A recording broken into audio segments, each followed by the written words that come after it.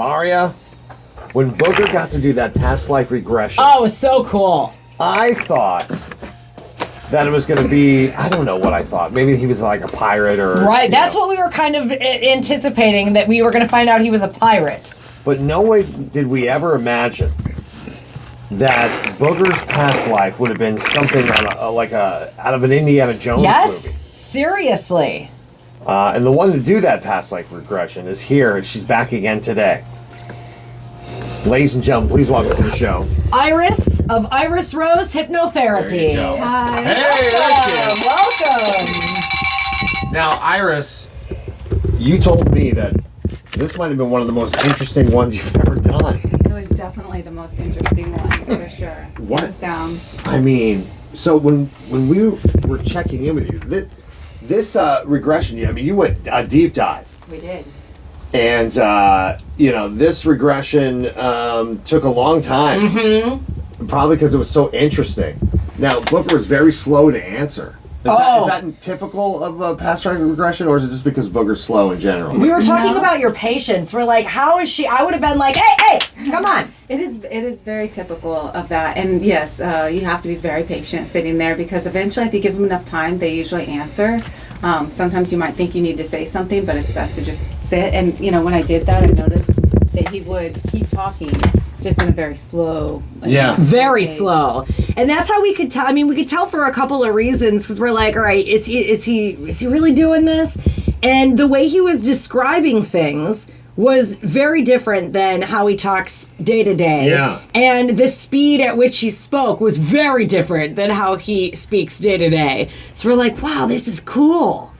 Now, we've had people that were completely glued to the live stream. Mm-hmm. For hours. And they just were like, very captivated by what Booger was talking about. And so were we. Mm-hmm. Can you give us a breakdown of what exactly was going on? Because it was because it was so slow, it was hard for us to keep up with it. Right. You know what I mean? Basically, you want to start around 30 years of age. Yeah. Otherwise, you might start too soon and have a 6-hour session versus a 3-hour session. Right. And there's not a lot of relevant stuff up to that age, because you usually develop the sand scars, karmas, past that age, or at least, see what you might have carried through to the next life. So once we got there, we just went through the things that might have affected him the most. You jump to the most relevant things in that lifetime. He had a lot of relevant things. He had quite the adventure. He started. Can you get a little closer to the mic? Sorry. He started as a merchant, I believe, in biblical times, somewhere in the Middle East, it sounded like, in the desert. He ended up on this adventure to find an amulet. He found it in a cave, along with other cave dwellers. Right, and there was like some kind of creatures that came out and... the big hairy guy with the hair and the teeth. And I get chills thinking about this because, in the Bible, there's something called the Nephilim. Really? Yes, and the Nephilim were basically described as being giants. They were the supposedly, I guess, like fallen angels that took women as their wives, or they mated with women, and they gave birth to what was called an abomination. And there were these giants, and they called them the Nephilim. And there did seem like some otherworldly stuff going on with the amulet itself, with the people that resided in the castle. There was the princess. It was the princess who sent him on the mission to find the amulet, which he ended up falling in love with, I believe, and building a family with, running away with together. They ended up as farmers for a while before he came back to be a merchant against her will. So somehow she found her way back to the castle, probably against his will. I'm not sure if it was against her will. We didn't really get to that. They did end up back together. I believe they had 7 children. Wow. Yeah. Now, have you ever heard of anything like this crazy before?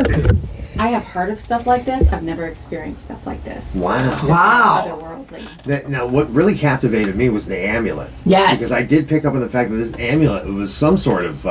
magical stone. Or like otherworldly. Yeah. Like it was something... He kept saying something about the sound that it made.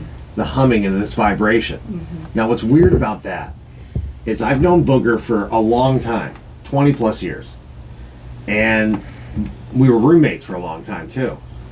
And Booger would always tell me, like, when he would have nightmares, and every time he would describe a nightmare to me, it was always the same thing, which is the air was thick, and I heard this noise, and it scared me.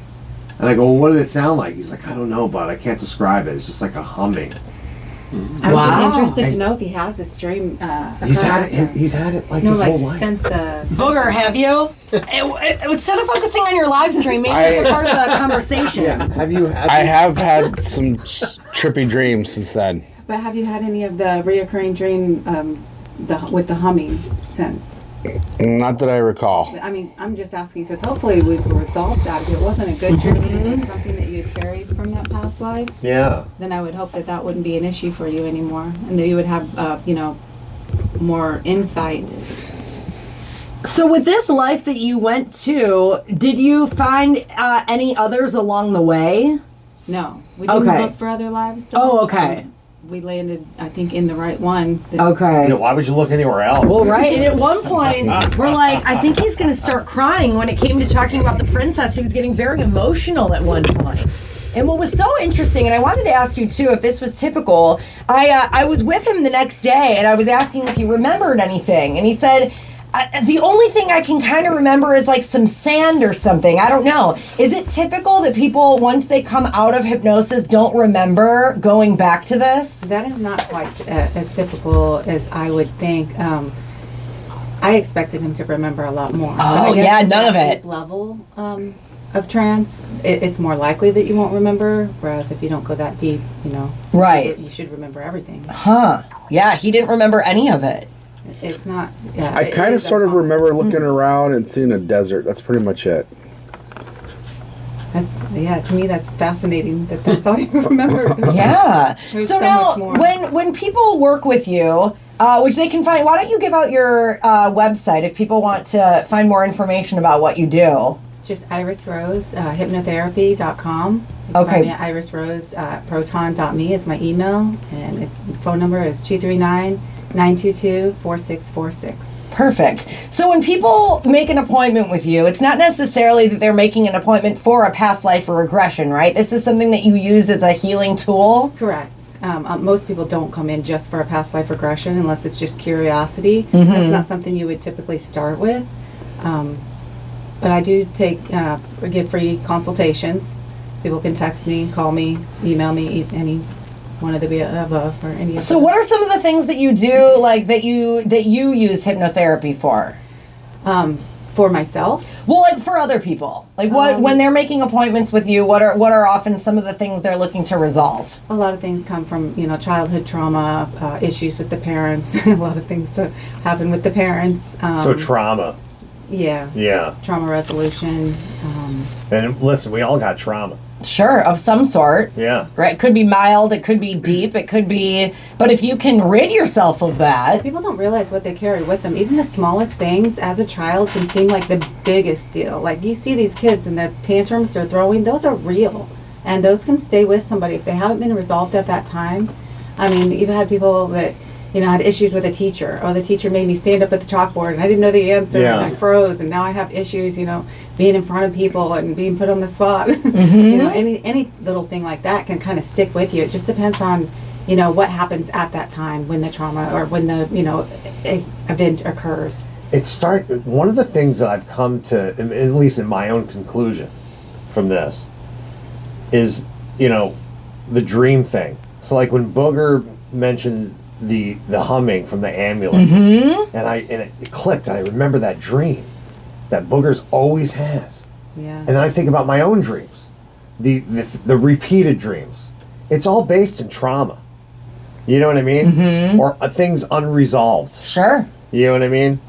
Like I have people that recur in my dreams or places, and it's usually because something that's unresolved or some sort of trauma. Interesting. Yeah. A what I lot mean? of times you can kind of figure out what your dreams mean for yourself, but there are those, Yeah. other dreams that just don't seem to have an And that's like explanation. for my dreams have no explanation, but I had a recurring dream when I was a child, and I know that it came out of perfectionism. That was without going into it, like that's what it came out of. Thankfully, that dream is no longer. Like as I grew up, it started happening less and less frequently, and then it disappeared altogether. But I know that that's where it came from. But like dreams now, they're all over the place. But at the same time, maybe. But is that something that you could help with, that might help understand that? Not necessarily being like a dream dictionary, but looking into like maybe if there's something that is rooted that these dreams are coming out of. I think once you bring the person in to the setting with hypnosis, a lot of times they figure things out themselves. It's not for me to figure things out. It's for me to facilitate and let them find their own insights. So you're the guide. Basically, yes. This is so cool. Yeah, it really it's is. so interesting. I also find like that when you start working on things for yourself, you might come in for one thing and then just notice other things in your life start falling into place, things that you didn't even think were an issue. It kind of has a butterfly effect. Right. Ooh. It's very interesting to me because, my daughter, she, ever since she was little, she would always, her repeated nightmare was always that she gets left alone somewhere. And she's never been left alone in her entire life. You know what I mean? Maybe in the crib. So who knows? I mean, no, not even in the crib. I mean, she's an only child. You know what I mean? So it's like, she got plenty of attention, maybe too much attention. But, it makes me wonder, like, what is it something connected to a past life, maybe? Maybe. That's possible. There's also what you call, like, the natal stuff that goes on inside the womb. You can actually remember, in hypnosis, remember events that could occur then, like remember voices around. Really? Remember certain feelings that your mother had. Oh, wow. My daughter would then remember me playing the Superman theme. I did it every night. Yeah. Who knows? Probably freaked her out. She's like, "Oh, what is that?" Wow, so you can take people back to that. Yes. Wow. Wow, that's fascinating. It's usually very dark and warm. Yeah. Yes. For me, it'd be like, So "Ooh, my interesting. mom ate fried carrots again." Guaranteed that I'm going to be a ginger. Thanks, You're Mom. very connected to your mother at that point. So a lot of those feelings come from her. Yeah. If she's going through a lot of stress and, drama or, big events, then that can trickle through to the child. I mean, it makes sense. Did you know that mothers will always have cells of their children inside their body? You that told me wild? that, yeah. I never knew that. When I found that out, I was like, that's so wild.